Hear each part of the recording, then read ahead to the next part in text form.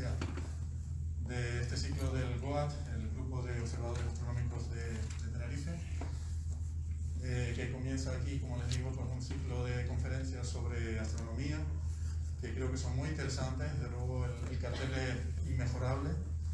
Estoy muy contento además de empezar con un amigo, con Rafael Barrena, que es astrofísico, es doctor en astrofísica y compañero del Instituto de Astrofísica, pero bueno, me gustaría llamar a Juan Carlos, el presidente del GOAT, que es quien ha estado trabajando junto con sus compañeros en el grupo astronómico para preparar este evento, y darles las gracias por haber preparado este ciclo de conferencias, que además de esta, pues como les digo, la idea es tener una cada mes.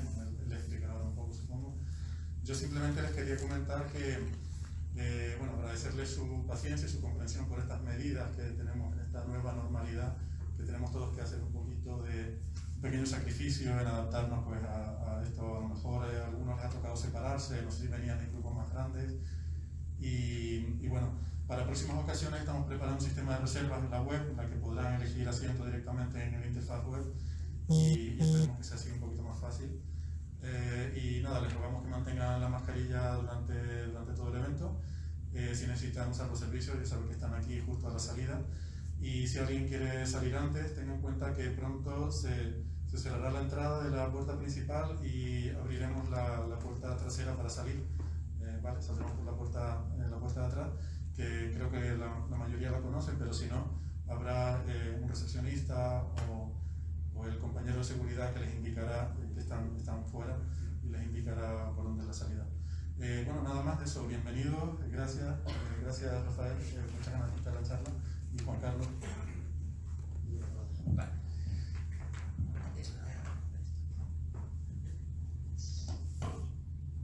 Bueno, pues bienvenidos y bienvenidas todas, y gracias por acudir a esta conferencia que se realiza dentro de un ciclo anual que ha organizado el GOAT en colaboración con el Museo de la Ciencia del Cosmos. En primer lugar, soy Juan Carlos González y actualmente soy el presidente del Grupo de Observadores Astronómicos de Tenerife. El GOAT, que son las siglas de este nombre, para aquellos que no lo sepan, es una asociación sin ánimo de grupo de aficionados a la astronomía, principalmente a la observación astronómica y a la astrofotografía. Somos un grupo de amigos que formaron esta asociación en el año 2004, todos aficionados a la astronomía, que lo que queríamos era tener un espacio de unión para realizar las charlas, preparar observaciones en grupo. Es muy triste estar solo en la jungla, y aprender unos de otros acerca de este apasionante hobby. Poco a poco la asociación ha ido evolucionando y se ha introducido en otros aspectos relacionados directamente con la astronomía, como son la divulgación, prueba de ello este ciclo, la realización de actividades de observación pública, algunos talleres y la participación en actos organizados por diferentes instituciones. La asociación está abierta a toda aquella persona que quiera compartir, que al final no es otra cosa que enseñar o aprender, para aquella persona que quiera disfrutar o que quiera empezar a introducirse en el mundo de la astronomía. También para los aficionados y para las personas que ya tienen un nivel avanzado, pues por lo que nos aportan. La asociación, en suma, está para ayudarnos mutuamente, aprender unos de otros, compartir experiencias y muy largas noches de observación. Bueno, pero todo no queda ahí. En nuestro afán de aprender y divulgar, hemos querido organizar este ciclo de conferencias para seguir formándonos como aficionados en este maravilloso mundo, y para ofrecer al público en general la posibilidad de aprender de grandes profesionales, además de buscar una disculpa para, como grupo, tener otra ocasión para vernos y para reunirnos. Se realizarán un total de 12 conferencias a lo largo del año, una cada mes. Durante este ciclo de conferencias anual tocaremos diversos temas como el universo, exoplanetas, el Sol, la Luna, el sistema solar, contaminación lumínica, las galaxias, la disciplina de la astrofotografía, etc. Es un mundo amplísimo, por lo que a lo mejor tendremos que plantearnos hasta una segunda parte del ciclo. Hago aquí un inciso para comentar lo que nos preocupa como grupo enormemente: la problemática de la contaminación lumínica en las Islas Canarias, y en particular en la isla de Tenerife, lugar habitual de nuestras sesiones de observación y astrofotografía. Por otro lado, estamos altamente preocupados y especialmente sensibilizados con la degradación de nuestro entorno en los lugares de observación debido a la terrible masificación e incivismo de parte de la sociedad. Nuestro Parque Nacional del Teide cada año incrementa su volumen de visitantes y se producen en ocasiones situaciones de aglomeración que conllevan a que el parque se degrade y que influye directamente en nuestra actividad. Entendemos que toda la ciudadanía y nuestros turistas tienen derecho a disfrutar de un parque nacional, pero en buenas condiciones, y de un cielo oscuro y a disfrutar de la luz de las estrellas, pero debe ser de una forma controlada y sostenible. La asociación IACAO ha firmado recientemente la adhesión a la declaración Starlight de la Fundación Starlight para la protección del cielo oscuro y el derecho a la luz de las estrellas, siendo la primera asociación en el mundo, la primera asociación de aficionados en adherirse a esta declaración. Cosa que nos llena de orgullo. No hay que olvidar que el GOA estuvo en la Declaración de La Palma sobre la protección del cielo como ponente, que fue la semilla de la ley y la fundación. Tendremos varias sesiones para hablar sobre este tema de la contaminación lumínica y del astroturismo y demás. Pero bueno, sin más decirles que en el día de hoy contamos pues con un gran profesional, con el doctor en Ciencia Física y Astrofísica, don Rafael Barrena. Nos va a presentar un tema muy interesante, nuestro universo, un lugar muy oscuro. Y nada, al finalizar la charla tendremos un breve espacio de tiempo pues, para realizar las preguntas que le surjan. El compañero Héctor se acercará al que quiera preguntar, toma la pregunta por el tema del COVID y se la hará llegar a Rafael, para no estar con el mismo micrófono para un lado y para el otro. Pues nada más. Muchas gracias y darle las gracias también, que no se las he dado, al director del museo, a Héctor, por la predisposición que ha tenido para ayudarnos a organizar esta charla. Gracias.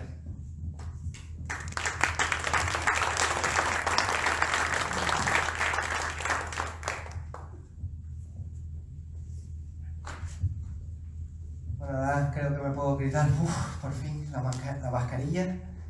Guardamos ya la distancia, bastante distancia, con lo cual pues para mí es también un alivio. Y lo primero que quería pues también agradecer primero al GOAT por haber pensado en mí para este ciclo de conferencias. Yo tuve el placer de presenciar los inicios del GOAT, y entre los cuales, bueno, pues fui uno de los primeros socios y tal. Lo que pasa es que, bueno, con el paso del tiempo a uno le van surgiendo hijos, ¿no? Y resulta que la astronomía, resulta que para mí a las 10 de la noche yo ya lo único que estaba pensando era en irme a la cama y no coger los telescopios, pero cada vez que veo la enorme labor que hacen con las fotos y tal, se me cae la baba. Y me alegra enormemente de que haya un relevo, hay mucha gente nueva, mucha gente con ilusión, y yo creo que es una oportunidad pues para todo aquel que está interesado y que está pues simplemente tiene una curiosidad en la astronomía. Pues el GOAT está ofreciendo ahora pues una oferta cultural astronómica pues muy importante, de verdad, ¿eh? Tienen un foro increíble, también mensajes con esto del WhatsApp y de Telegram, pues hay organización muy buena en las salidas del Teide y todo, y la verdad es que eso. También agradecer al Museo de la Ciencia, a Héctor. Héctor es un compañero increíble. Durante muchos años, yo no sé, Héctor, 20 años que nos conocemos, hace 25, por ahí 25 o 30 años, cuando jugábamos al baloncesto Nico, me acuerdo. Tampoco hace falta dar tantos detalles. Mucho tiempo. Hace mucho tiempo. Pues nada, un placer para mí. Bueno, empiezo esta charla, pues nada, queriéndoles dar un poco la idea que tengan un poco la idea de en qué universo, qué tipo de universo vivimos, ¿no? Y básicamente pues esto es simplemente contestar a esta simple pero también muy complicada pregunta: ¿cómo es y cómo funciona, de qué se compone el universo en el que vivimos? Desde los principios, desde el primero de los albores de la humanidad, el hombre ha mirado al cielo y se ha preguntado qué es lo que hay ahí, qué eran esos puntitos brillantes que se veían en el cielo, y siempre pues atribuyó un origen, en la mayoría de los casos pues a las culturas, a dioses, etcétera, ¿no? Y hay que decir que la cosmología, como se está haciendo ahora mismo, surge desde hace pocas décadas, prácticamente desde que Einstein formula la teoría de relatividad general, es decir, desde los años 1920, un siglo apenas, ¿no? Y pruebas observacionales, pues por la dificultad que entraña en recabar pruebas observacionales de los objetos más distantes del universo, pues los telescopios y la tecnología nos lo han permitido hacer hace poquísimo tiempo, con lo cual es una ciencia muy nueva y de la que sabemos muy poco. Eso y es importante pues abordarla de la manera científica pues que nos permitan pues las tecnologías ahora mismo, ¿no? Bueno, pues pero también es posible hacer cosmología desde la ventana de nuestras casas, ¿no? Si uno piensa, una de las primeras ideas pues que surge a la hora o las primeras cuestiones o lo que uno se puede preguntar a la hora de ver a través de la ventana de su casa es, bueno, ¿y por qué el cielo es oscuro? ¿Por qué el cielo no es brillante? Si lo pensamos un poco, si nos paramos a pensar un poco, y esto es Olbers, se le atribuye las primeras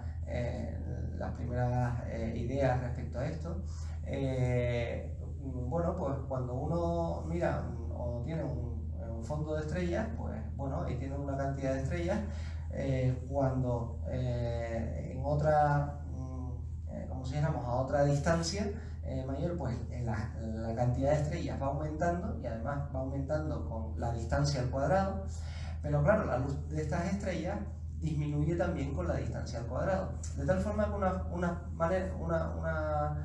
una compensa a la otra, y si integráramos todas las capas de las estrellas hasta el final del universo, dijéramos, no deberíamos tener un fondo blanco, no deberíamos tener un fondo brillante, el cielo, ¿por qué es oscuro? Bueno, pues esta es lo que Olbers se planteó, se conoce como la paradoja de Olbers, si bien Kepler anteriormente, en el año 1600 y pico, pues también se preguntaba a lo largo de esta cuestión. Hoy sabemos que, bueno, pues el universo, una de las explicaciones es que evidentemente, bueno, el universo es finito, o sea, hay un final, con lo cual no hay infinitas estrellas para sumar y tener un fondo absolutamente brillante. También sabemos que los objetos más distantes están corridos al rojo, tienen un enrojecimiento que hace que su luz se enrojezca, se haga cada vez más roja, y por tanto la luz que nos viene en el rango infrarrojo, una longitud de onda que nuestros ojos no perciben. Y por otro lado, pues también está la extinción por polvo. No solo tenemos estrellas, sino además tenemos grandes nubes de gas, etcétera, que están ocultando o tapando o oscureciendo la luz que nos provienen de las galaxias más distantes, ¿no? Bueno, y antes de empezar, al principio de esta charla quisiera hacer una serie de preguntas, porque bueno, a mí me parecen curiosas, ¿no? Como, por ejemplo, ¿cómo medimos los cosmólogos la edad del universo? ¿Haciendo uso de relojes, termómetros, telescopios? ¿Cómo será? Volveré un poco al final a comentar cuál es un poco la solución, ¿no? a estas preguntas al final de la charla. Yo creo que estarán contestadas a lo largo de la misma, ¿no?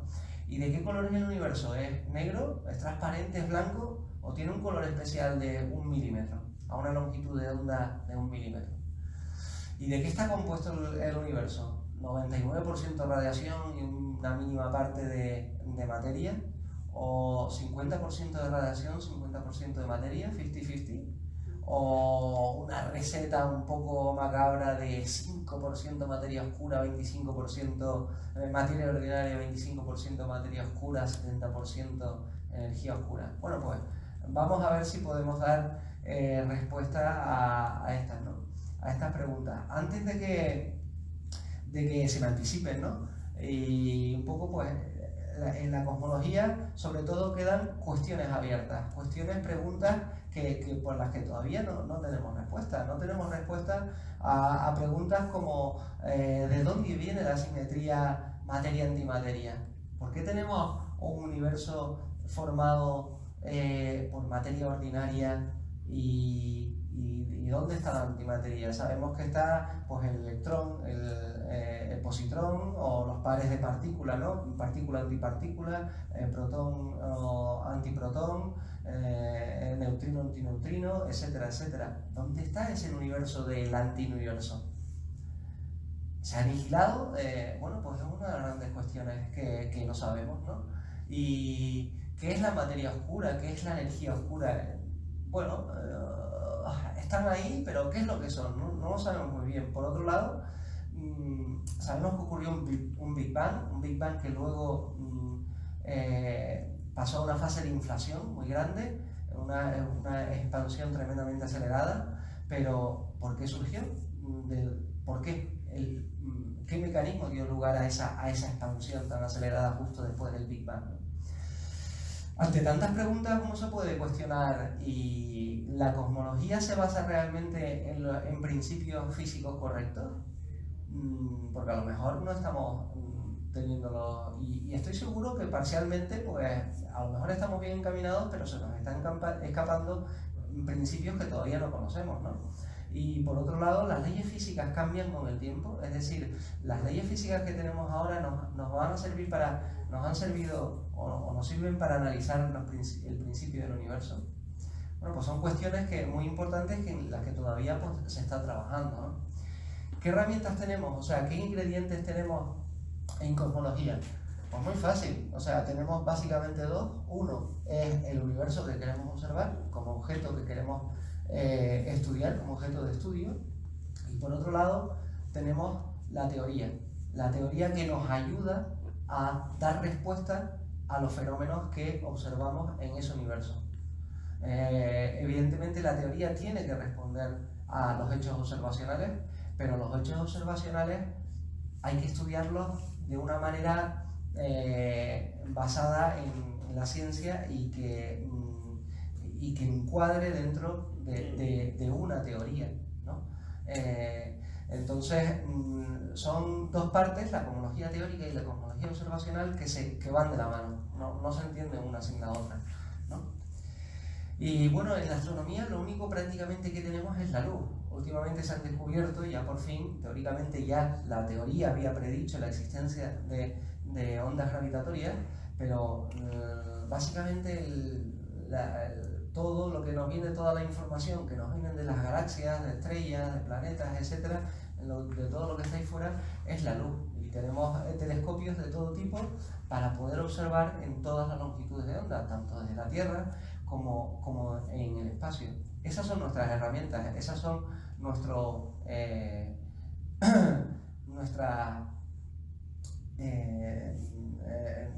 herramientas para poder observar el objeto de estudio que es el universo, ¿no? Bueno, además de todo esto sabemos que la luz, que es nuestro objeto, lo que estudiamos, la luz que proviene de las estrellas, tiene una velocidad finita, tiene una velocidad de 300.000 km por segundo.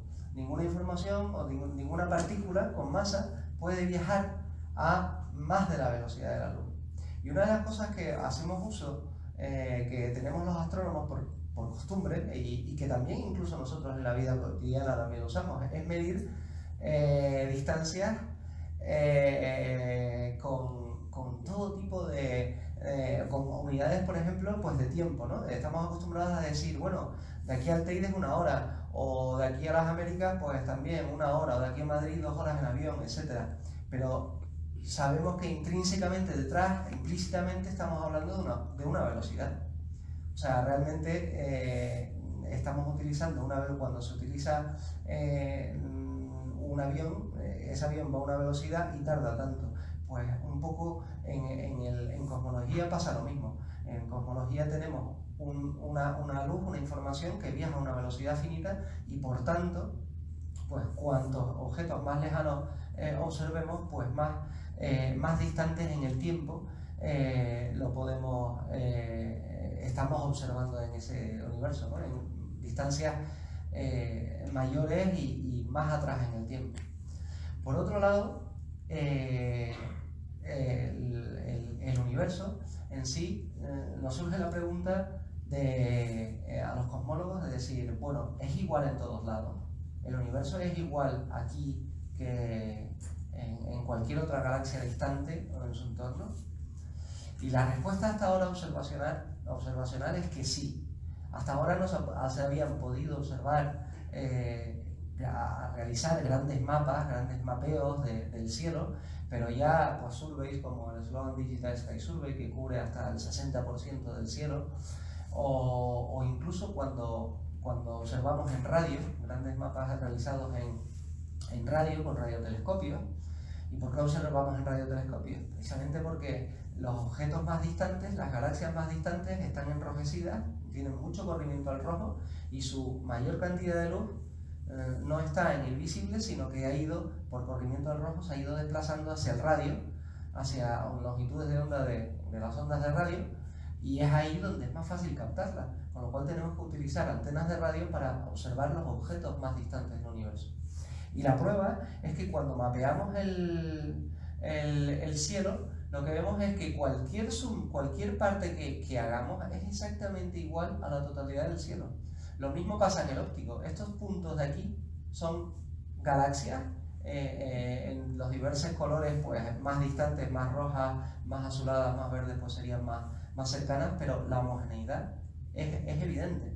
Y eso es lo que se llama como el principio cosmológico. El principio cosmológico establece que, y hasta ahora no ha sido refutado por ninguna prueba, que el universo es igual en todas sus partes, ¿no? También tenemos la relatividad general. La relatividad general, como decía, es la segunda herramienta, la herramienta que nos permite formular predicciones, hacer estudios y predecir cómo se va a comportar el universo, cómo se comportó y cómo se va a comportar en el futuro. Para eso, bueno, pues Einstein, la cosmología moderna surge con la relatividad general de la cosmología, la relatividad general de Einstein. La relatividad general básicamente lo que nos dice, lo que nos da información es cómo la materia curva el espacio-tiempo y cómo la materia se mueve por los caminos, dijéramos, del espacio-tiempo. Esto, si uno se para a pensar, es muy bonito porque es la materia, es la masa, la que crea el campo gravitatorio, pero a su vez es el campo gravitatorio el que le dice a la masa por dónde moverse. Los planetas están sintiendo el campo gravitatorio del Sol y siguen los caminos del potencial gravitatorio, del campo gravitatorio, fundamentalmente creado por la masa del Sol, ¿no? O sea que, y además la gravedad es una de las fuerzas de las más naturales. Nosotros estamos pegados al suelo gracias a la gravedad, pero es probablemente la fuerza natural, fundamental de la naturaleza que menos se conoce. Se conoce muy bien incluso el electromagnetismo, se conocen las fuerzas incluso subatómicas, la fuerza y fuerza débil. La cuarta fuerza, bueno, otra fuerza es la gravedad, que actúa a grandes escalas, que domina todo el universo, que es la que rige los movimientos de las galaxias, los movimientos de las grandes masas y a grandes distancias, y que es la que verdaderamente está rigiendo la dinámica del universo, y es una de las que menos conocemos, ¿no? Bueno, pues tenemos la relatividad general y el principio cosmológico, y además el postulado de Weyl, que dice, bueno, no voy a entrar mucho en detalle, en el cual dice que la métrica, la geometría un poco que sigue la cosmología es la métrica de Freeman, Lemaitre, Robertson, Walker. Bueno, pero al final lo que se llegan es a unas ecuaciones, y por favor, o sea, no se me asusten, estas son las ecuaciones de cómo se mueve el universo. Y ya en un principio, bueno, pues se ve que el universo se da con unas ecuaciones, una solución a la teoría general de la relatividad, con el principio, aplicando el principio cosmológico, de que el universo es dinámico, el universo se mueve. Esto que es el tamaño del universo, fíjense que simple, solo voy a dar ¿Qué es lo que nos está diciendo la ecuación? ¿Qué es lo que nos está diciendo las matemáticas? ¿Qué es lo que nos está diciendo la teoría general de la relatividad? Depende básicamente de estos parámetros. Uno que es ρ y lambda. ρ es la densidad de materia en el universo. Lambda es la constante cosmológica que está asociada a la densidad del vacío. Dos parámetros nada más. Densidad de materia, densidad de masa y densidad del vacío están rigiendo la dinámica de todo el universo. A mí me conmueve, o sea, realmente, ¿no? Que estos dos parámetros estén rigiendo pues, lo que es la dinámica de todo el universo. Evidentemente, según tomen los diferentes valores de esa densidad del vacío y la densidad de materia, la densidad de masa que tiene el universo, pues tendremos un tipo de universo u otro, ¿vale? Entonces, bueno, pues según podemos, aquí omega está relacionado, este parámetro omega está relacionado con esta ρ, con esta densidad de materia, la densidad de materia crítica. Bueno, la densidad de materia, si es mayor que 1, pongamos un valor, si es muy elevado, da igual que sea, a lo mejor 1, esto lo podemos escalar, podemos variar un poco los resultados, pero lo que tenemos es mucha materia. Si tenemos mucha materia, tenemos gravedad. Si tenemos gravedad, la gravedad tiende a unirlo todo, tiende a cerrar, a configurar un universo cerrado. Sin embargo, cuando tenemos una gravedad, una densidad de materia muy pequeña, con valores muy bajos, lo que tenemos es un universo totalmente abierto. No tenemos masa, la densidad es baja, no tenemos masa, no tenemos gravedad y por tanto la fuerza de la gravedad no será suficiente para cerrar el universo, ¿no? Bueno, en forma lineal es lo que tenemos aquí, un poco igual. Lo que también tenemos una solución de transición que sería un universo plano, algo que sería una solución intermedia entre una y otra, ¿no? Vamos a ver cómo podemos determinar estas densidades. Vamos a medirlas, vamos a ver cómo podemos determinar, cómo los astrónomos, cómo los cosmólogos, qué herramientas tienen para poder determinar la densidad de materia y la densidad del vacío, ligada a la constante cosmológica lambda. Por un lado tenemos, bueno, pues desde antiguo, pues tenemos estimadores celestes que son las variables cefeidas. Cuando uno tiene, imagínate una vela, una bombilla o lo que sea, y la va alejando, pues cada vez te llega menos luz, cada vez la ves más tenue. Bueno, pues allá tenemos una relación entre distancias. Si medimos la cantidad de luz que nos está llegando a una bombilla y sabemos cuánto brilla esa bombilla, pues podemos determinar la distancia a la que está. Lo mismo con las estrellas. Si sabemos el brillo intrínseco y lo conocemos de un tipo de estrella, que es la variable cefeida, ¿no? Pues resulta que podemos determinar la distancia a las cuales se encuentran.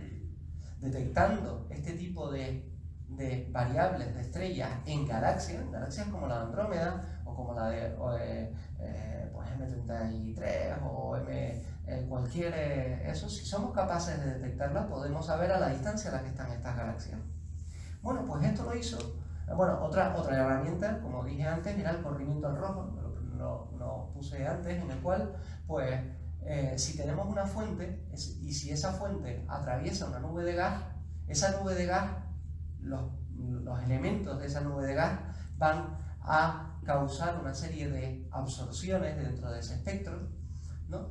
Y si lo vemos que como objeto emisor, o no como objeto que absorbe luz, sino como objeto que emite, al obtener el espectro de esta fuente, lo que tenemos es una serie de líneas de emisión.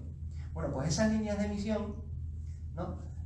Por efecto Doppler, el efecto Doppler lo que dice es que si esa fuente se está moviendo, el espectro, su espectro de luz, esas líneas de absorción y de emisión, se van a desplazar hacia el rojo o hacia el azul. Depende si nosotros somos estos, seríamos el observador. Si la fuente se está alejando, pues la luz la veríamos enrojecida, las líneas se moverían hacia el rojo, mientras que si esa fuente se está acercando, esas líneas se moverían hacia el azul. Esto nos permite calcular velocidades. ¿Vale? Ya tenemos dos herramientas, las variables cefeidas o cualquier otra técnica que nos permite calcular distancias y una técnica que nos permite calcular velocidades. Bueno, pues esto se le ocurrió a Slipher en 1914 y lo que hizo fue, pues con las galaxias más cercanas, Andrómeda, M33, etcétera, y tal y cual, pues dibujar la distancia calculada a través de las variables cefeidas con la velocidad a la que se movían esos objetos. Y dio con una relación que era lineal, o sea, que resultaba que cuanto más alejado estaba el objeto, más rápido se movía. Yo creo que en la charla que dio Slipher estaba por ahí Edwin Hubble, y yo creo que en aquel momento Slipher no era su momento, tampoco, no sé, y fue Hubble el que, a lo mejor incluso también con su personalidad y todo, publicó el trabajo, le dio mucho más bombo, y hoy día se conoce esto como la ley de Hubble. Hubble lo hizo para muchísimos más objetos y vio que había una relación entre la lejanía de los objetos y la velocidad con la que se movían. Con lo cual se descubrió en ese momento que el universo estaba en expansión. Un hecho que ya había sido predicho con la relatividad general. ¿Vale? Es decir, un poco se comprobó lo que la teoría nos estaba prediciendo. A mí este diagrama un poco me gusta porque es como si dijéramos, imaginemos que tenemos las galaxias en la superficie de la esfera y todas las galaxias se están alejando unas de otras. Cualquier punto de ese globo que se va hinchando se va alejando unos de otros, ¿no? Pero no me gusta una cosa, esto es como si fuera un símil para poderlo un poco explicar de la expansión del universo, pero no me gusta que resulta que es que tiene un centro, resulta que tiene como si fuéramos un punto privilegiado, un centro, ese globo tiene, y da la impresión de que el origen de esa inflación, de esa expansión, tiene el origen en su centro, pero en el universo no es así. En el universo sabemos que, por el principio cosmológico, que el universo es igual en todos sus puntos. Es decir, que todos vemos de igual manera el Big Bang. El Big Bang realmente está en todos lados. Voy a poner un símil, y es que esta ecuación, que es súper complicada, es la que describe la expansión del universo. Es como si dijéramos, imaginemos que tenemos un universo que es como un hilo, una unidimensional, ¿no? Y imaginemos una fila de personas. Una persona que está quieta, la siguiente persona a 1 metro y se mueve a 1 kilómetro por hora. La segunda persona se mueve a 2 kilómetros por hora, la tercera persona a 3 kilómetros por hora y así sucesivamente. ¿Qué pensaría la primera persona? La primera persona lo que ve es que una se está alejando a 1 kilómetro por hora y la al lado a 1 kilómetro por hora y la otra a 2 kilómetros por hora. ¿Qué pensaría la segunda persona? Pues que la anterior se mueve a 1 kilómetro por hora y que la otra a 1 kilómetro por hora. Es decir, todos los puntos están viendo lo mismo, que todas las personas, o sea, realmente no hay diferencia entre la primera, segunda, tercera, están viendo todo, no hay un centro, no hay un punto privilegiado, no hay el Big Bang realmente ocurre absolutamente en todos lados. No sé si se me ha captado un poco la idea que quería dar, ¿no? O sea, es como el diagrama esto, pero sin la particularidad de que el universo no lo podemos dibujar, ¿no? Porque no tenemos en nuestro universo tridimensional, pues tampoco tenemos esta capacidad, pero funciona de esa manera, ¿no? Y eso ha llegado pues a que, bueno, pues nuestro modelo cosmológico, el que conocemos ahora, es el basado en el Big Bang. Hubo un momento en el cual, bueno, no voy a entrar, se produce una fluctuación cuántica, el Big Bang. Justo después se produce un momento de gran inflación en el cual dura, pues, no creo, me parece que no era ni un segundo, ¿no? Justo después del Big Bang, en el cual hay una expansión a una velocidad muchísimo mayor que la luz. Ahí la expansión, la inflación no cumple la velocidad límite de la velocidad de la luz. Se expande, el universo se expande a muchísima mayor velocidad que la de la luz. Y después, bueno, se produce un momento en el cual bueno, la materia empiezan a formarse las partículas, que los protones, los electrones, los átomos en general, bueno, hidrógeno, el más simple, el hidrógeno, y justo después, bueno, después de 380.000 años, el universo ya alcanza una densidad, va bajando su densidad, se va enfriando, se va relajando, y un momento en el cual se hace transparente. Esto ya lo explicaré un poco después, ¿no? No me voy a detener aquí.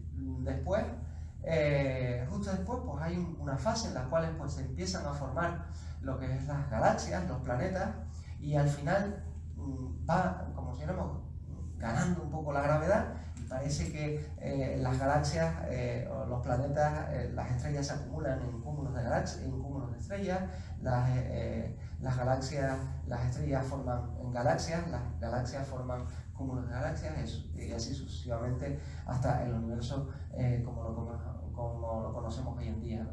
Pero la pregunta es, ¿tenemos fósiles, tenemos pruebas fósiles del Big Bang? ¿Tenemos alguna prueba fidedigna de que eso ha ocurrido? Bueno, pues la primera prueba somos nosotros mismos. ¿De dónde vienen esas partículas? ¿De dónde vienen las partículas que forman nuestros cuerpos, ¿no? Y pensemos una cosa, ¿no? Que es que el único elemento que se forma en el Big Bang fue el hidrógeno. Pensamos que cuando estamos bebiendo un vaso de agua formado de H2O, dos átomos, estamos ingiriendo moléculas, militrillones de moléculas de agua, todos los átomos que forman esa molécula de agua provienen del Big Bang. Provienen del Big Bang. Y ha sido luego la evolución estelar la que ha hecho los procesos que se producen dentro de las estrellas, la que ha hecho la combinación de hidrógeno y ha producido los demás elementos pesados, helio, carbono, oxígeno, nitrógeno, calcio, sodio, hasta el hierro, ¿no? Y es decir que nosotros dijéramos las abundancias de los elementos nos da una de las primeras pruebas del Big Bang. Y esto lo hizo Gamow en el año, creo que era en 1946, por ahí apuntado. Y él predijo que solo a una determinada temperatura enorme, de algo que no hay ningún sistema con una temperatura y una presión tan elevada, podía formar hidrógeno, podían formar los primeros átomos, ¿no? Y eso solo se produce, esas condiciones para formar esos átomos solo se produjeron prácticamente en los primeros 3 minutos, del universo, 10 elevado a 2, 100 segundos. 100 segundos después del universo empiezan a formarse trazas de helio, helio 3, berilio, litio, los átomos más ligeros. Bueno, pues calculando un poco las abundancias, Gamow con simulaciones, predicciones y tal, se ha medido que la abundancia de materia bariónica, materia ordinaria, los átomos, lo que nos está formando nosotros, pues es del orden de 0.04. Quiere decir que solo un 4% de la materia que contiene el universo está formada, es materia ordinaria. ¿Qué es todo lo demás? Bueno, pues resulta que este estudio dio lugar a una de las grandes preguntas, ¿no? ¿Y qué es el universo si solo hay un 4% de materia ordinaria, materia bariónica? Bueno, afortunadamente no solo tenemos esta prueba, la prueba de las abundancias de los elementos químicos, También tenemos una radiación, la radiación de fondo de microondas, es la que la que comentaba anteriormente. Fue descubierta pues, por Penzias y Wilson, y ya incluso predicha por Gamow en 1946. Y esta radiación se produce en un momento, como decía, en un momento en el cual ya el universo se relaja prácticamente, o sea, la densidad cae, y al caer la densidad ya no va aumentando en volumen, al aumentar el volumen la densidad es menor, y llega un momento en que los fotones, la radiación, aquello que era una sopa de radiación y materia, bueno, pues se desliga, es decir, la radiación, los fotones pueden viajar a través de la materia, ya no es tan denso, ¿no? Y ya puede escapar un poco a la materia. Esto ocurre en las estrellas. Nosotros no podemos ver lo que hay dentro del Sol. ¿Por qué no podemos ver lo que hay dentro del Sol? Porque los propios átomos, ¿no? La cantidad de luz que se está generando en el núcleo del Sol, son los propios átomos que están en el interior del Sol, están captando esa radiación, remitiéndola, captándola, remitiéndola. O sea, hay una serie de recombinaciones que hacen imposible que la radiación escape a esa gran cantidad de materia que tiene el Sol. Solo en el momento en el cual pues ya no es tan denso, es en ese momento en el cual la radiación logra viajar, logra escapar y liberarse un poco de la materia. De hecho, si lo calculamos, la radiación que se emite en el núcleo del Sol y que llega hasta la superficie tarda millones de años en llegar. Bueno, pues esta radiación resulta que está en todos lados. Es como si dijéramos ese eco del Big Bang, la radiación residual de aquella primera del Big Bang, como si dijéramos la radiación fósil que ha quedado viajando en el universo a través del tiempo y en todos los puntos. Entonces, imaginemos que tenemos pues un planisferio terrestre, es decir, si dibujamos esta radiación, si intentamos pintarla, pues como podemos fotografiar pues, todo el cielo, aquí tenemos el plano de la Vía Láctea, pues lo que observamos es esto, es una radiación muy plana, o sea, muy homogénea, que proviene de todos los lados del cielo, proviene de absolutamente todos los lados, y además es tremendamente homogéneo. Y además viene si medimos la longitud de onda, medimos el color, resulta que la radiación viene a un color de 1 milímetro. O sea, en las ondas de radio. Por eso es necesario observarla con antenas. Aquí en el TEIDE tenemos pues, importantes experimentos para observar la radiación de fondo, el experimento Quijote. Bueno, y además, esa radiación es similar a un cuerpo negro. Y esto nos asusten, es una cosa, nosotros somos un cuerpo negro. Nosotros, por el hecho de tener una temperatura, estamos emitiendo radiación. Cuando cogemos una cámara térmica y te sacan una foto térmica, pues resulta que tu temperatura del cuerpo está tu piel está a una determinada temperatura. O sea, el cuerpo está emitiendo radiación por el hecho de tener una temperatura. Nuestros átomos están vibrando, emiten radiación por el hecho de tener una temperatura.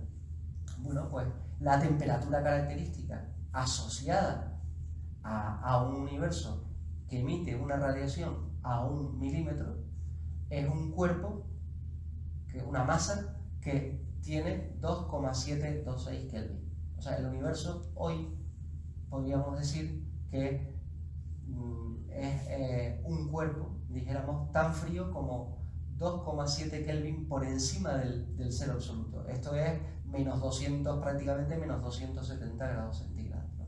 Si restamos sin embargo, una de las preguntas que que surgen, es decir, bueno, si tenemos un universo que tampoco es tan homogéneo, que tenemos galaxias, que tenemos estrellas, que tenemos cúmulos de galaxias, si decimos que viene de ahí, ¿cómo es que esa radiación que produjo este universo tan inhomogéneo es tan homogénea?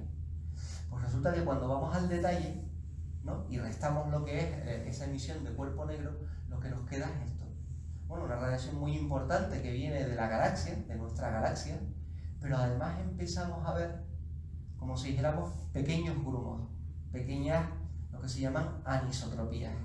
O sea, el satélite Planck ha sido el último que ha medido de la manera más precisa posible estas anisotropías. Y se ha logrado confirmar de alguna manera de que estas fluctuaciones de temperatura, fluctuaciones de intensidad, pequeñas milésimas de grado Kelvin, o sea, de grado, o pequeñas incluso micro variaciones del orden de micro Kelvin, estas pequeñas dieron lugar luego a acumulaciones de materia que a su vez dieron lugar pues a cúmulos a galaxias, a estrellas, a cúmulos de galaxias y a un universo como el que vemos. Es decir, las anisotropías, las irregularidades, los grumos de ese fondo, del fondo de microondas, son las semillas de todas las estructuras que estamos viendo, que vemos en el firmamento. Vuelvo un poco a estas ecuaciones de eso, y estas ecuaciones pueden formularse de esta manera. No voy a un poco entrar, esta es la que vimos antes, pero fíjense cómo esta H y esta H pues, es la misma, y vemos que esta ecuación, esta fórmula, está asociada a lo que es la densidad de radiación, la densidad de materia y la densidad del vacío. Son estas tres densidades, un poco lo que, como comentaba antes, lo que rigen el movimiento del universo. Bueno, pues tenemos que, a partir de estas pruebas, de las abundancias de elementos químicos, de la radiación de fondo de microondas, pues nos ha surgido este pastel, por así decirlo. Es la composición del universo. Tenemos una receta en el cual pues resulta que tenemos un 4% de materia bariónica, un 23% de materia oscura, es decir, un 27-28% de materia y un 73% de energía, una energía asociada a este término, que es la densidad de radiación. Por un lado tenemos radiación, por otro lado energía oscura asociada a lo que sería el vacío, ¿vale? Aquel parámetro lambda, este parámetro lambda que surge en las ecuaciones de la relatividad general. Y lo que nos está diciendo es que tenemos un universo formado por un 73% de energía oscura y un 28% de materia bariónica, nuestros átomos, pero después hay un 23% de materia que no sabemos qué es, y se le ha dado el nombre de materia oscura, materia que no emite. Si no emite, como la radiación del fondo de microondas que emiten microondas, pues, ¿qué es lo que es? ¿No? Nos parece que evidentemente habrá que pasarse al lado oscuro, porque en la materia oscura todo lo que es oscuro gana, ¿no? en el universo, ¿no? ¿Qué es la materia oscura? Pues esto empezaron a darse cuenta de que cuando Zwicky fue uno de los primeros, cuando empezó a ver el movimiento de las galaxias en los cúmulos de galaxias, se dio cuenta de que las galaxias que componen los cúmulos de galaxias, estas son galaxias como la nuestra, como la Vía Láctea, ¿no? Pues se estaban moviendo a unas velocidades enormes, a unas velocidades que, si él luego calculaba la luz que provenía de todas estas galaxias, la materia emite luz, bueno, pues podía decir, estoy viendo una cantidad de masa, estoy viendo una cantidad de luz, estoy viendo una cantidad de masa. Bueno, pues si calculo la masa que realmente está ocasionando esas velocidades, esas velocidades tan altas en los cúmulos, no cuadra. Es decir, es como si imaginemos en el sistema solar que vemos que los planetas van a una velocidad. Los planetas van a una velocidad porque el Sol causa un campo gravitatorio, la masa del Sol es una cierta masa. Si el Sol fuera más masivo, los planetas irían más rápido, la gravedad mayor y los planetas irían más rápido. Pues aquí lo mismo. Pero bueno, tú ves el Sol, calculas qué luminosidad tiene, puedes estimar también su masa. Ambas estimaciones no coincidían. La estimación de masa por la luz, por unos efectos y por efectos dinámicos, por el cálculo de velocidades, no coincidían, pero no coincidían de largo. O sea, había un desfase tremendo, ¿no? Esto también lo observaron en las galaxias, en la Vía Láctea, también observando las velocidades con las que se mueven las estrellas en torno a los centros de las galaxias. Pues resulta que las estrellas debían haber escapado de la galaxia. Si calculo la masa que tiene la galaxia por su luz y calculo la masa que tiene por la velocidad de las estrellas, no casaba. Las estrellas, bueno, pues ahí dice, bueno, pues evidentemente eso es una evidencia de materia oscura. Había incluso otros efectos, como el efecto de lentes gravitatorias, que es cuando tenemos una galaxia por aquí. Pues las galaxias lejanas, la masa de esta galaxia se curva y hace que venga pues, por diferentes caminos, viendo que, bueno, la galaxia que actúa como lente, ¿no?, desvía la luz que viene de la galaxia de fondo, ¿no? Y cuando hacemos el cálculo de la masa que ha producido esta torsión, que ha producido que los rayos de luz se doblen, y cuando calculamos la masa por la cantidad de luz que vemos, tampoco casa. Pues allí, este es la gran incógnita, es lo que los astrónomos y los cosmólogos hemos llamado materia oscura, porque realmente no sabemos lo que es, pero sí sabemos algunas propiedades de ella. Y las propiedades es que, pues resulta que, bueno, este es un cúmulo de galaxias, en el cual, pues, aquí tenemos otro cúmulo muy pequeño, lo ha atravesado, y lo ha atravesado en el agua, que crean un frente de choque, crean como un cono, ¿no? Pues lo mismo, ¿no? Pero sin embargo, al cruzar, las galaxias, cuando su estructura ha cruzado hacia allá y ha atravesado el cuerpo principal del cúmulo, ¿no?, pues las galaxias no han chocado, han pasado una a través de las otras, ¿no? Pues cuando se ha hecho estudios de lentes gravitatorias, se ha visto que hay una cantidad de materia enorme que tampoco ha chocado. Es decir, que los halos de materia oscura asociados a esos cúmulos, resulta que no interaccionan. Es materia, como la materia oscura es una materia no colisional. No colisional, debe estar formada de algunas partículas que no interaccionan.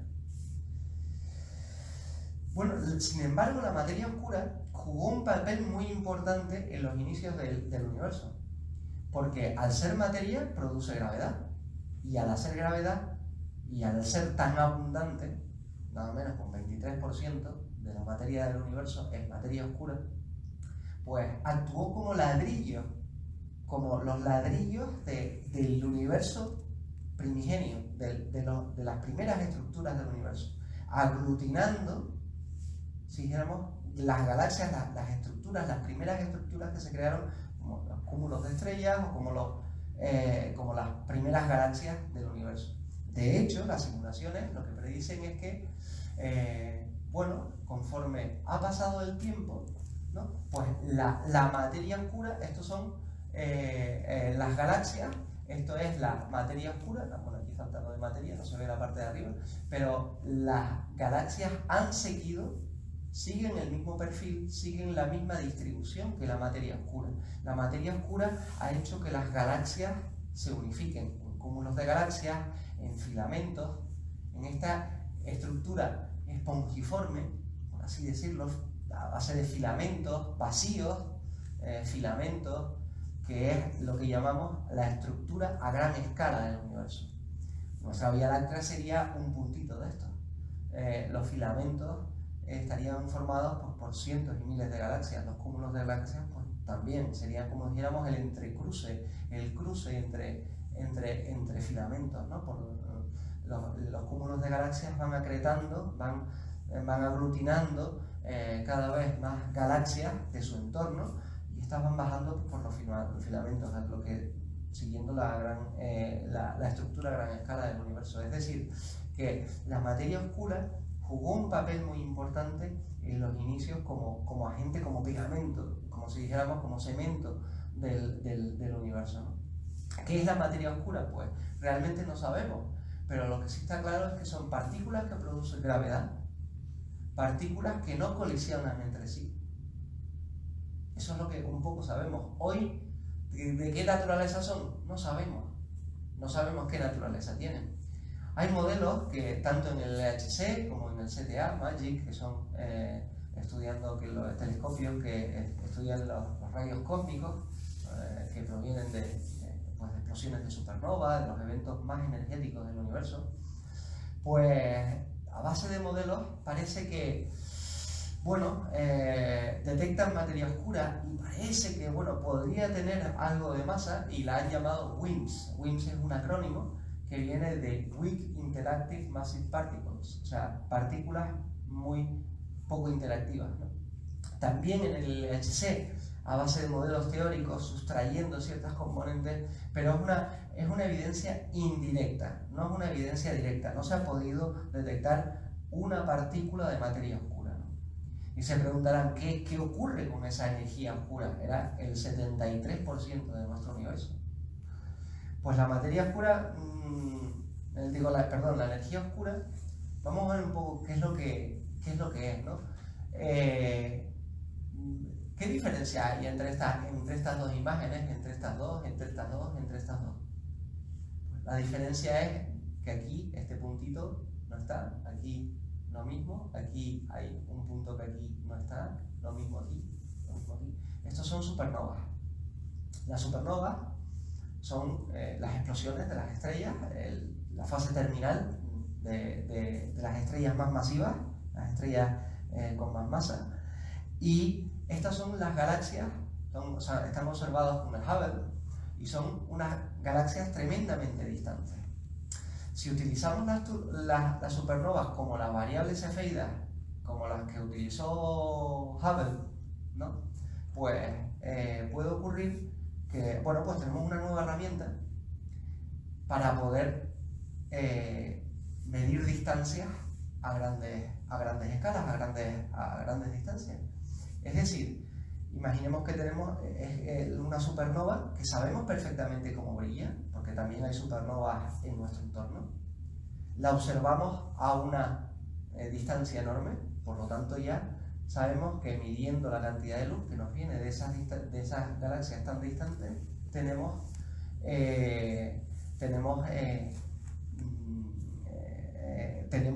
podemos calcular la distancia a la que está, o sea, podemos calcular la cantidad de luz que llega, ¿no? Y por tanto, pues, como sabemos el brillo intrínseco de estos objetos, sabemos la distancia a la que están.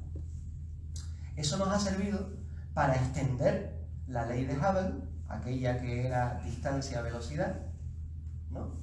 Con la que se descubrió que aquellos objetos más distantes, más rápido se movían, o sea, más velocidad tenían, para extender esa ley a grandes distancias. Y esto fue lo que se ha descubierto, ¿no? Esto fue motivo del premio Nobel hace pocos años, 5 o 6 años, Perlmutter y otros, en el cual pues extendían la ley de Hubble.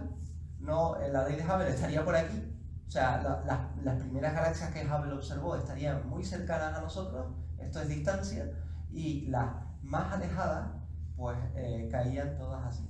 A primera vista parece que sí, que se cumple la ley de Hubble, pero cuando uno va al detalle se sorprende y resulta que no. Esta sería como si dijéramos la ley de Hubble, y resulta que todas caen, dijéramos, en esta posición, en un punto preciso en el cual los modelos predicen Pues estos dos parámetros, omega m, la densidad de materia, omega lambda, la densidad asociada al vacío, 0,28, 0,72.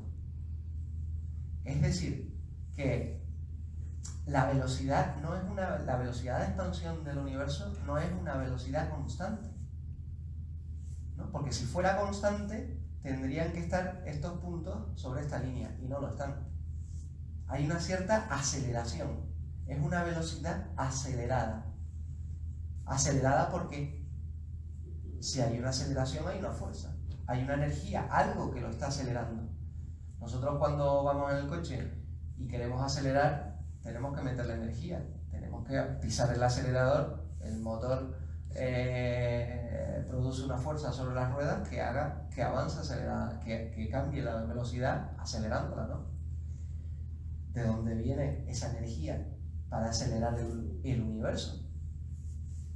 A eso es lo que se le ha llamado la energía oscura. La energía oscura. Afortunadamente no tenemos solo lo que es la prueba de la existencia de energía oscura en las supernovas, sino también, bueno, pues los ajustes a las diferentes edades en los cúmulos estelares, los cúmulos globulares, pues también hay una cierta desviación que uno tiene que tener en cuenta, que hay energía oscura si quiere datar y si quiere que los modelos sigan, dijéramos, las poblaciones y predecir bien la edad de los cúmulos globulares. La abundancia de cúmulos de galaxias, si no hubiera esa energía oscura, por así decirlo, la abundancia de cúmulos de galaxias, si no hubiera ese 73% de energía oscura en el universo, la abundancia de cúmulos de galaxias sería diferente a la observada.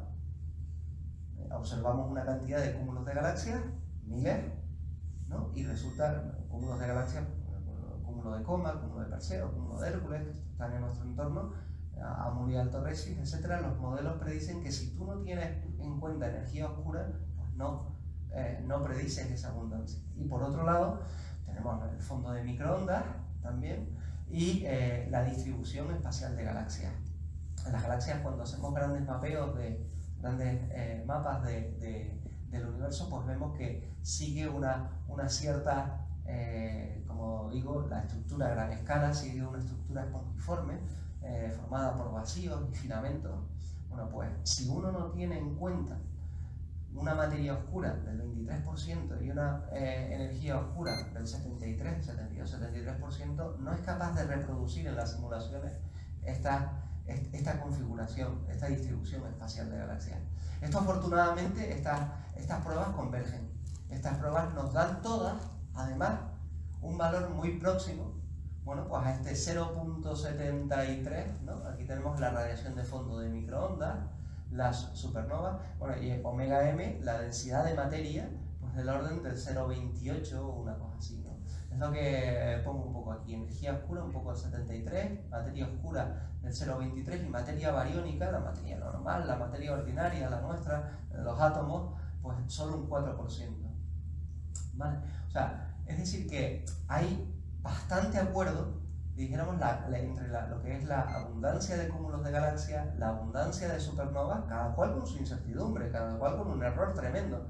Pero bueno, la evidencia nos denota que estamos ante un universo que se expande. Y además se expande para siempre, porque está acelerado. Es como si dijéramos, la energía oscura ahora ha tomado un papel muy importante. En aquel universo primigenio, el universo estaba gobernado por la gravedad, por lo que es la materia oscura, y ahora, en nuestra época, hoy, estamos empezando a ver los efectos de la energía oscura. De la energía oscura. Y lo que está haciendo esta energía oscura está haciendo que el universo se expanda aceleradamente. Esta energía oscura está, como digo, asociada al vacío. Una energía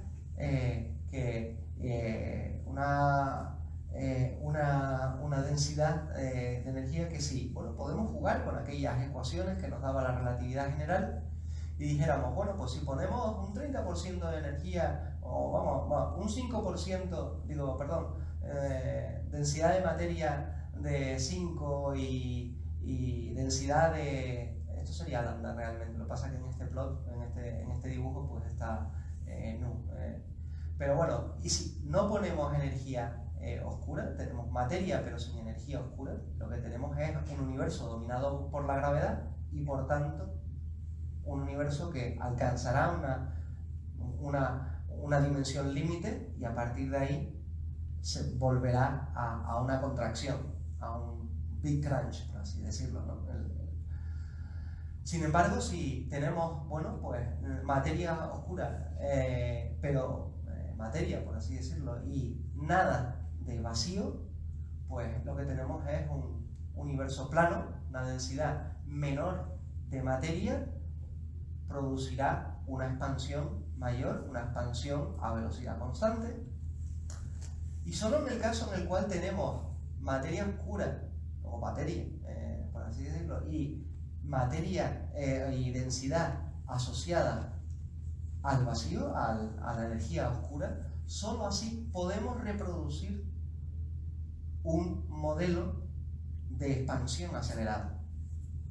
Es decir, que hay muchas pruebas que tenemos para decir que ahora nuestro universo se va a expandir, esta expansión va a ser una expansión acelerada y además para siempre. O sea, este sería el punto de hoy, ¿no? Y bueno, y parece ser que todo indica a que nuestro universo cada vez se va a hacer más y más grande y además más oscuro.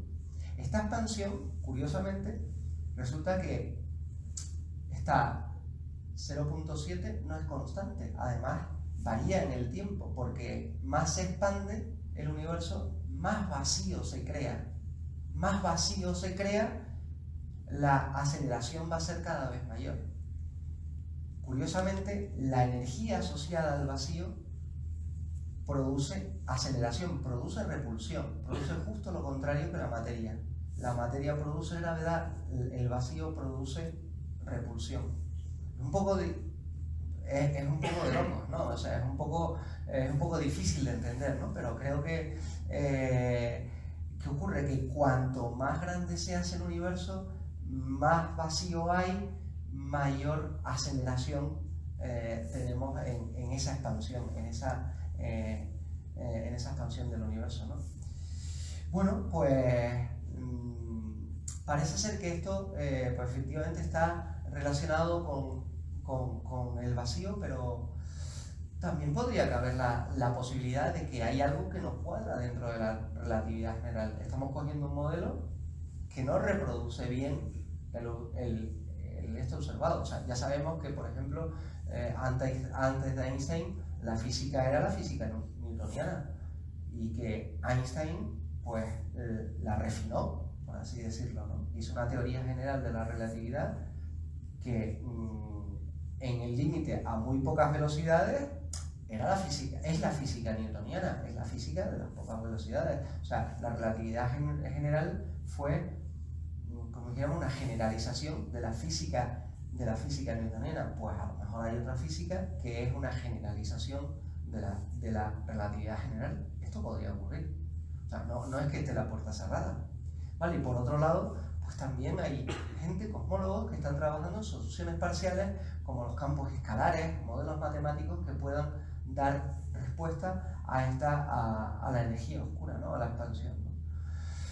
Venga, para terminar, no quiero tampoco ocasionar grandes lesiones cerebrales, entonces terminamos con el test. Venga, ¿cómo podemos medir la edad del universo? Pues la respuesta, ¿cuál es? Con todo, ¿no? Podemos medirla con relojes, podemos medirla con termómetros. Ahora nuestro universo está a 2,7 Kelvin, pero seguirá expandiéndose, seguirá enfriándose. Por lo tanto, decir que podríamos decir, cuando el universo tenía 10 grados Kelvin, estamos hablando de edad, o estamos hablando de cuando tenía un tamaño. Podemos medir el universo en temperatura con termómetros. Y también lo podemos medir haciendo uso de los telescopios, de las radioantenas, etc., ¿no? ¿De qué color es el universo? Pues resulta que la radiación de microondas lo inunda todo. Si uno tuviera unos ojos que no ven en el visible, que no ven en el rango de longitudes de onda del espectro del arco iris, del visible, sino que tuviera unos ojos que vieran desde las ondas de radio hasta los rayos gamma, o sea, todas esas, pues veríamos que el cielo brilla a 1 milímetro. O sea que la radiación mayoritaria de todos los elementos, todos los cuerpos que se ven en el cielo es la radiación de fondo de microondas. Si uno coge un grado cuadrado, un grado por un grado en el cielo e integra toda la energía que te viene de ahí, pues la mayor parte del pico de emisión, la máxima emisión, viene de la radiación de fondo de microondas. Es decir, podemos decir que el universo es de color 1 milímetro. ¿Y de qué está compuesto el universo? Bueno, pues ahora sabemos que tenemos una receta un poco complicada, pero es nuestro universo. 5%, aproximadamente 4 o 5% de materia ordinaria, 25% de materia oscura y en torno a un 70, 72, 73% de energía oscura. ¿Vale? Y gracias, termino aquí. Ya les digo, espero que no hayan sufrido mucho y cualquier pregunta que tengan, pues ya aquí estamos.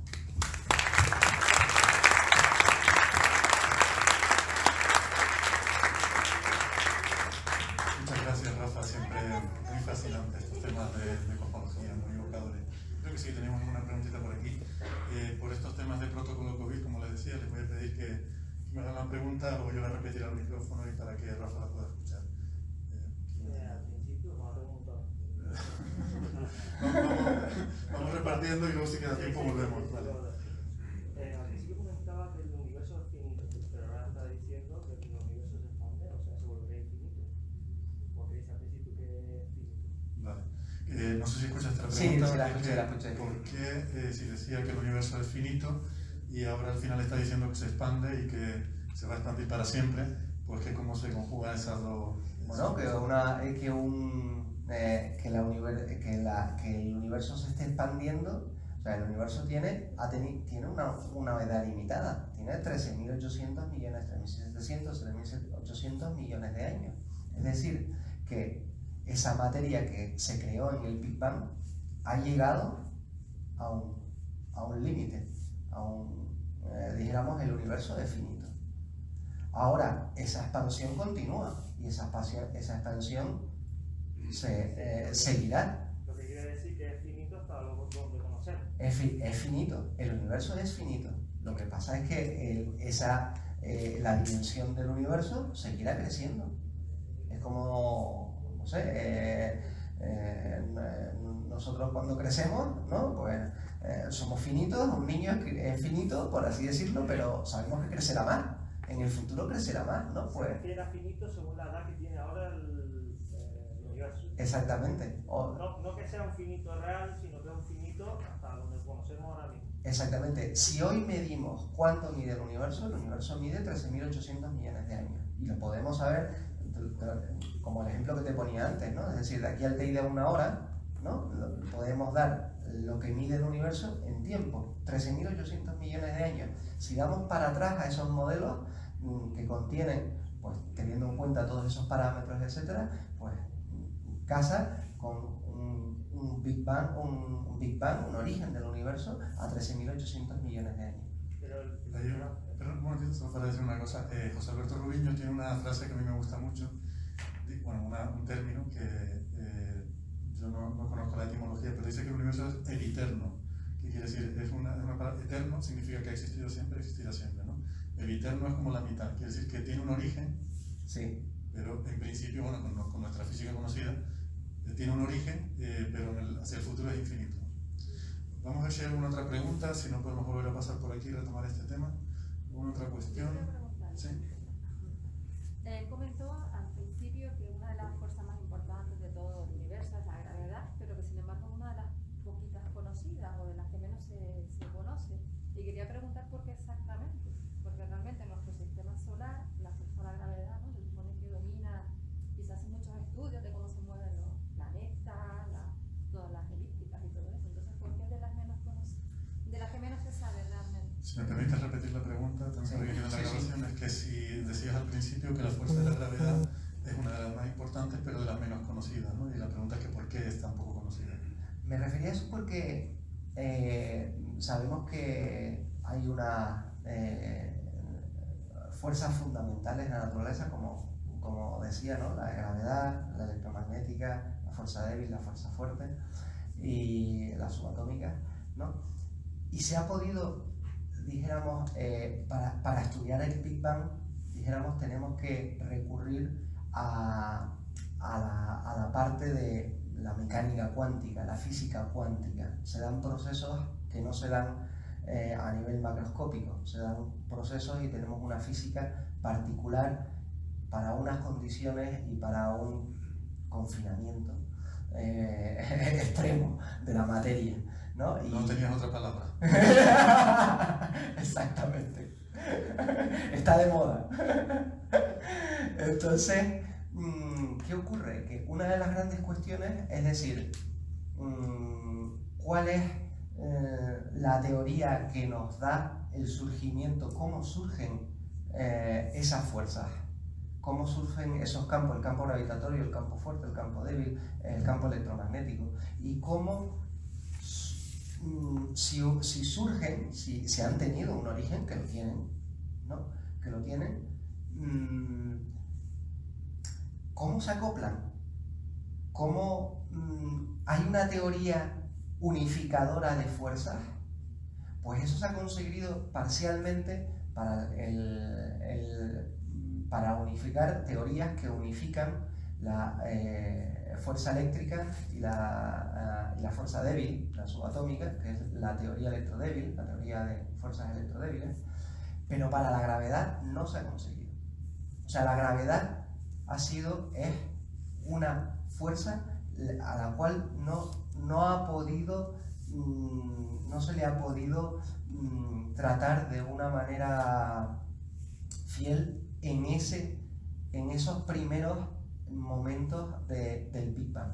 No sabemos cómo surge la gravedad, no sabemos cómo, si surgen otras fuerzas, cómo se acoplan, etc., pero no ha habido una teoría unificadora, no se ha logrado formular una teoría de la unificación que dé respuesta al origen de la gravedad. Podría añadir que no tenemos todavía una descripción cuántica Una de la gravedad. descripción cuántica de la gravedad, exacto. Una descripción cuántica de la gravedad, efectivamente. Aquí hay otra.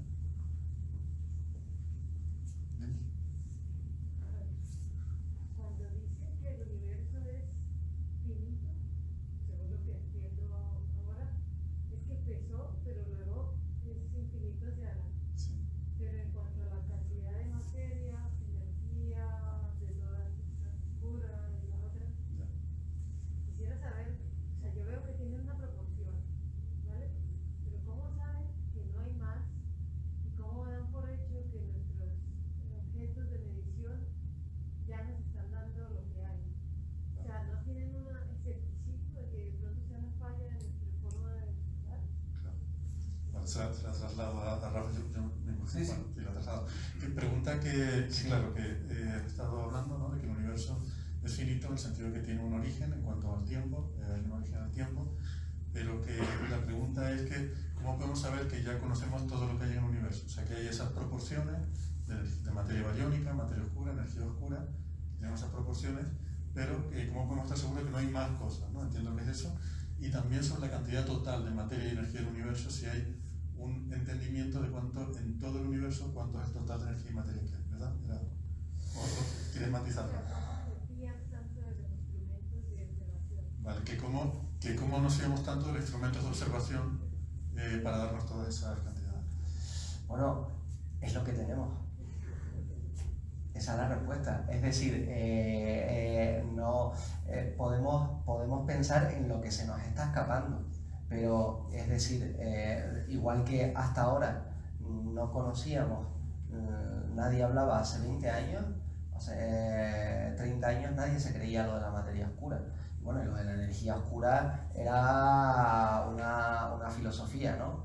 era tema filosófico, no era tema físico. O sea, cuando yo estudié, la materia oscura no se daba. Exacto.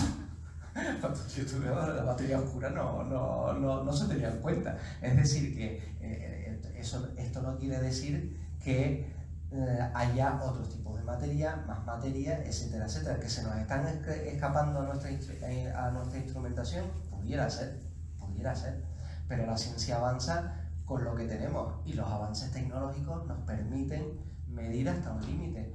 Conforme se avance en tecnología, conforme se avance en la teoría eso lograremos hacer predicciones, lograremos medir de manera más fiable y además otras componentes de materia, de energía que se nos estén escapando ahora. Yo no sé si podrá haber en un futuro un tipo de energía blanca en vez de energía oscura, o materia blanca en vez de materia oscura, pero dijéramos que con lo que tenemos ahora, esto es lo mejor que podemos, esto es lo mejor que tenemos, esto es lo que explica mejor lo que observamos. Y ese es el paso, es un paso muy importante.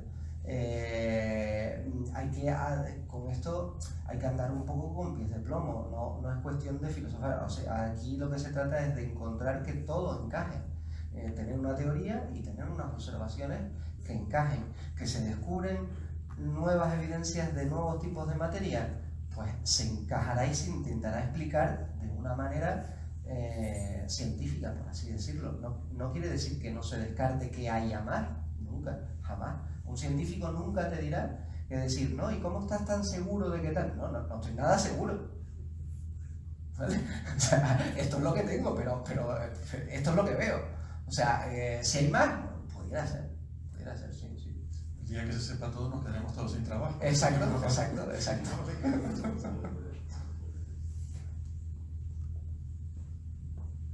Yo quería saber qué posibilidades hay con esta nueva generación de telescopios enormes para llegar a descubrir la materia oscura de manera física, a nivel de verla. Vale, pregunta que si con esta nueva generación de grandes telescopios que se avecinan, qué posibilidades habrá de conocer mejor la materia oscura. Muy, muy interesante y además muy apropiada, porque me da pie un poco para decir que hay misiones espaciales muy importantes, ¿no? Entre ellas la misión Euclid, que es uno de los satélites que se va a lanzar la ESA dentro de poco, empezará a operar ahora el próximo año. No sé si tiene retrasos con esto de esta COVID y tal, pero es un pequeño telescopio, no un gran telescopio, que observan el visible y también el infrarrojo, y lo que pretende es hacer un mapa de absolutamente todo el cielo y con una profundidad sin precedentes, es decir, llegando a observar los objetos más lejanos del universo. En infrarrojo nos permite ir hacia longitudes de onda más enrojecidas y esto nos permitirá ir a observar las primeras galaxias del universo. ¿Por qué se llama Euclid? Precisamente por eso, porque le pusieron un poco porque intentará, la principal misión de este satélite será descubrir la geometría. Euclid era el padre de la geometría euclidia, ¿no? La geometría del universo, intentar medir lo que es la aceleración e intentar medir de la manera más precisa posible, dijéramos, la geometría y cómo el universo se está expandiendo. Entonces esta yo creo que es una misión puntera en la cual colaboran, pues, entre ellos España. Nosotros en el IAC también colaboramos en el satélite, tanto en el diseño. En España hay gente que colabora en Euclid en todas las ramas, en la parte de simulación en Barcelona, en la parte de simulación de los datos, en la parte de diseño de componentes de detectores en Cartagena, la Universidad de Cartagena, y gente que trabajamos, pues, con la parte científica en lo que estamos trabajando con las simulaciones ahora, para tener todas las herramientas preparadas para que cuando empiece Euclid a tomar datos, empezar a trabajar con ella, ¿no? Y podremos trazar la estructura a gran escala del universo y con ella, pues, hacer estudios cosmológicos que hasta ahora no se han hecho jamás. Una misión muy importante donde colaboran países, Suiza, Bélgica, Francia es muy potente dentro de Euclid, Italia es muy potente dentro de Euclid, también hay gente americana. Una misión y yo creo que va a ser la cosmología, Euclid va a ser la cosmología, va a dar los resultados mejores en cosmología en esta década, en la próxima década. Después hay otras misiones que también, por ejemplo, observarán la radiación de fondo de microondas para medir incluso polarización en la radiación de fondo de microondas. Midiendo polarización podemos ir teóricamente podemos ir incluso antes, hacer predicciones sobre antes de que se creara la radiación de fondo de microondas, incluso momentos anteriores, más cercanos al Big Bang. Pero estos son misiones que se piensa que quizás de aquí a 20 años, estamos hablando del año 2030, 2035, 2035 en adelante. Entonces, pues bueno, esos son quizás más lejanos. Pero ahora, dijéramos, de aquí a 15 años, próximamente Euclid será lanzado y en 5 o 6 años veremos, estoy casi seguro, grandes resultados en cosmología gracias a Euclid. Sí, yo creo que va a ser muy fascinante. De todas formas, empecé la pregunta, hablabas de materia oscura, ¿verdad? Sí. Y que creo que en cuanto a la naturaleza de la materia oscura, yo creo que Euclid y esto va más por la energía oscura. Claro, ¿no? o sea, tengamos una cosa, que Euclid va a observar el universo, pero es que la energía oscura y la materia oscura son los que están gobernando la dinámica del universo. No tenemos sino telescopios, no tenemos sino antenas, no tenemos esto para observar qué efectos nos están produciendo energía oscura y materia oscura. Hay otros experimentos en Tierra, como Kamiokande, como Polixino. es que no me acuerdo, tienen unos nombres tan raros. Exactamente, que son grandes masas de agua súper pura, por así decirlo, en las cuales pues intentan ver si hay alguna partícula, hay partículas de materia oscura que interaccionan con ese agua y en la interacción se produce un centelleo, luz Cherenkov y otras partículas que bueno, a ver si se logra pillar, por así decirlo, captar una partícula de materia oscura, ¿no? Y bueno, eso es otra rama, otra posibilidad. Y ahí estos experimentos pues están también haciendo un esfuerzo increíble por esto, ¿no? Hasta ahora no se ha conseguido, ¿no? Pero bueno, quiere decir que en los próximos años, como pasó con LIGO, con Virgo, los experimentos que detectaron las ondas gravitatorias, llevaban años intentando captar las ondas gravitatorias y no se consiguió hasta hace nada, ¿no? Había precursores de LIGO y precursores de Virgo, los dos experimentos, los interferómetros que captaron las ondas gravitacionales décadas atrás, y fue un poco el perfeccionamiento tecnológico lo que permitió al final detectarlas, ¿no? Pues, yo creo que llegaremos, o sea, llegará el momento en el cual pues, se dará la partícula de materia oscura. Ahí estamos en el experimento, ¿no? Bueno, pues yo creo que vamos a coger una última, ¿había otra? Sí, pues las dos últimas ya y terminamos, que son ya las 9:30. Sí, la pregunta era si se sabe, aparte de la existencia, algo sobre la distribución de la materia oscura. Es decir, si se sabe que una galaxia, pues, o sus estrellas deberían girar a una velocidad sin materia oscura, pero con materia oscura es otra, si estudiando diversas galaxias se ve que la distribución de esa materia oscura es siempre igual, o cambia, si se sabe algo de eso, todavía es algo... Sí. Muy buena pregunta. Si se sabe la distribución de la materia oscura. Sí sabemos la distribución de la materia oscura. Sí la sabemos, porque las galaxias, cuando las observamos, se extienden enormemente, tienen lo que llamamos el halo galáctico. El halo es fundamentalmente materia oscura y sí que no es una materia que se aglutine, o sea, digamos que produzca un cuerpo. No es una materia que produzca una estrella, no es ese tipo de materia. Es una materia que si midiéramos la cantidad de materia oscura en nuestro sistema solar, muy poca. No sería, actualmente es indetectable. No quiere decir que no haya, hay partículas de materia oscura entre nosotras, hay, pero es indetectable. Solo cuando te vas a escalas muy grandes, tipo galaxias o más galaxias, cúmulos de galaxias o estructura a gran escala, es cuando la puedes medir, cuando tienes una cantidad suficiente, como dijéramos, para poderla medir. ¿Qué tipo de estructura? Pues un poco como la que veía en este... A ver.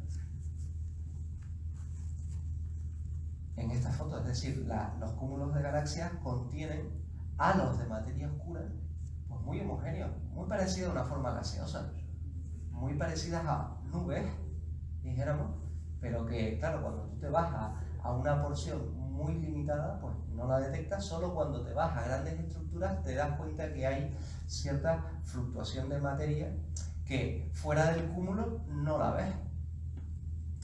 La fluctuación, la cantidad de materia oscura no es mucha, la cantidad es enorme cuando te vas a grandes escalas, porque no es una materia que se condense, no es una materia que forme objetos compactos, como una galaxia, por ejemplo. Que se podría imaginar como una nube. Sí. Había una parte de la pregunta que me parecía muy interesante, porque preguntaba si había galaxias que tuvieran más, que tuvieran menos y tal, y eso sí se está empezando a ver. Quiero decir, sí, la mayoría de las galaxias tienen esa proporción de la receta, 80% materia oscura, 20% tal, pero ahora se empiezan a detectar galaxias un poco raras, algunas que tienen muy poca materia oscura, algunas que son casi todo materia oscura y muy pocas estrellas. sí. Eso se está empezando a ver, ¿no? Y se está discutiendo mucho sobre... Sí, es decir, a medida que surgen pues, métodos para medir la materia oscura, efectivamente ves que no todo está distribuido por igual. A lo mejor estadísticamente sí tienes la receta, ¿no? Como decía Iker, pero en los casos particulares de diferentes cuerpos sí hay diferentes proporciones. Sí. Había otra por aquí, ya con esto creo que terminamos, porque yo lo siento, sé que estos temas dan para muchas preguntas, pero bueno, seguro que habrá ocasión a lo largo del ciclo de seguir abordando estos temas. Bueno, sí, estamos hablando totalmente con el tema de la conferencia de lo que es el universo, porque solamente hay uno, y no sé, creo recordar en su día que se hablaba de la famosa teoría de cuerdas o de planas de universos paralelos que pueden llegar a ser, no sé, innumerables, y cómo interactúan unos con otros. Yo no sé si hay algún modelo teórico en el que se haya demostrado, por así decirlo, teóricamente, de que algunos de esos universos pueden influir en este, sobre todo a sus leyes, con el tema de la densidad o el tema de la materia, si está influido por otros universos, por así decirlo. Sí, buena pregunta también para terminar. Pregunta que, claro, hemos estado hablando toda esta charla sobre el universo, Sí. Nuestro universo, y pregunta, pues sí, que él recuerda que dentro de marcos como teoría de cuerdas y demás, pues empieza a hablar del concepto del multiverso, de la posibilidad de un número gigantesco, innumerable de posibles universos, y que si podrían interactuar unos con otros, si podrían interactuar con el nuestro y de alguna forma alterar la física de nuestro universo. Bueno, yo no soy físico cuántico y tal, pero bueno, algo he leído también de la teoría de cuerdas y efectivamente pues la teoría de cuerdas lo que dice es que bueno, pues los quarks, las partículas que conforman protones, neutrones, etcétera, pues están formados por unas partículas, parecen cuerdas que según los modos de vibración de estas partículas, de estas cuerdas, que además son cuerdas porque, por llamarlas de una manera, pero vamos, que son en 11 dimensiones y tal, pues realmente pueden crear, según los modos de vibración, pueden crear un tipo de partículas o tipo de otras. Si vibraran con otros modos de vibración, podrían crear otras partículas y por tanto otros universos, etcétera, etcétera, ¿no? Efectivamente sí. El problema es que bueno, no ha habido una detección, no hay una detección. Hay gente que trabaja en la detección de universos paralelos, e incluso en el fondo de microondas, ¿no? En el fondo de microondas se ha detectado fluctuaciones demasiado fuertes, demasiado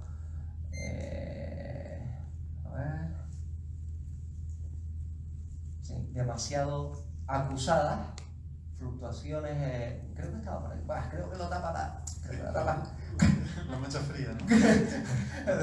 Lo tapaste con exactamente, la tapé censura. con la esta, pero realmente aquí hay como un punto muy parecido a este, pero aquí lateral y tal, que realmente no se esperaría no cabe dentro de los... Es decir, es demasiado acusado como para responder a la física del Big Bang y de lo que uno esperaría observar en una radiación de fondo de microondas, ¿no?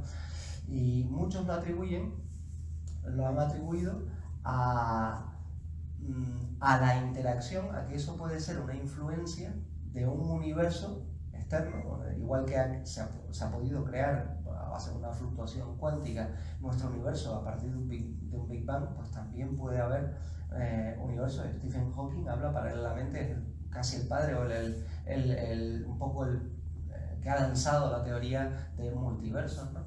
Y que ha habido una interacción entre otro universo y el nuestro, y que esa interacción podría haberse reflejado en esta fluctuación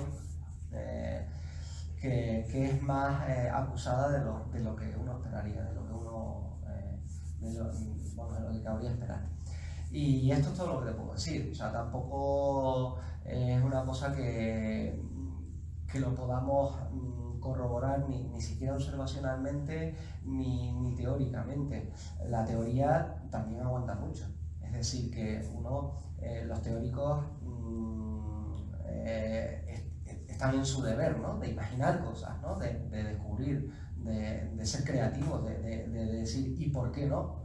¿Y por qué no? ¿No? Pero realmente, ya digo, uno tiene que andar con pies de plomo y si es difícil medir cómo somos o en qué universo vivimos, imagínate medir universos paralelos, ¿no? Como para estar seguros.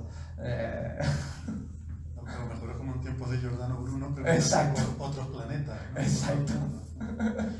Bueno, muy bien, pues yo creo que con esta reflexión final podemos terminar esta conferencia. Ha sido, creo que, muy interesante. Muchas gracias, Rafael. Venga, gracias.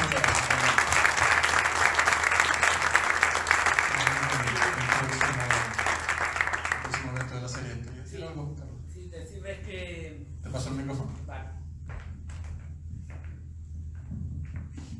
Pues muchas gracias por asistir. La verdad que es un gustazo que se haya llenado la sala, lo que nos ha permitido el COVID. Creo que si no hubieran limitaciones de este tipo, hubieran habido aquí tranquilamente 20 personas más, lo que nos enorgullece, y es algo que un astrofísico me dijo que iba a ser imposible, que más de 10 personas no iban a ver aquí.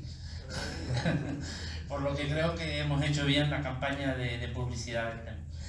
Les voy a decir que la última semana de cada mes es cuando hacemos las charlas, en finales de noviembre. Si están pendientes de nuestras redes sociales y de la web de Goat Tenerife, con una T nada más, goattenerife.es, pues diremos cuándo va a ser. Y la próxima será sobre los exoplanetas, será dada por Enrique Payet, otro doctor en astrofísica, y también va a ser tan interesante como esta, vamos. Desde ya les invitamos a que estén pendientes del programa nuevo del museo para el tema de la entrada, y pueden acceder por ahí. Si no fuera posible, ya desde la web del GOA les explicaríamos cómo. Muchísimas gracias. Vamos a darle un detallito tanto al orador. Pues muchísimas gracias, no me lo esperaba, la verdad. Como a Héctor por su grande predisposición. Y eso es dos tonterías porque estamos empezando, pero bueno.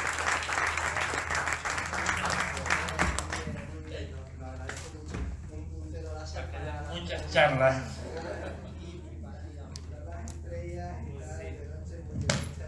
Pues nada, lo dicho. Muchísimas gracias y hasta la próxima.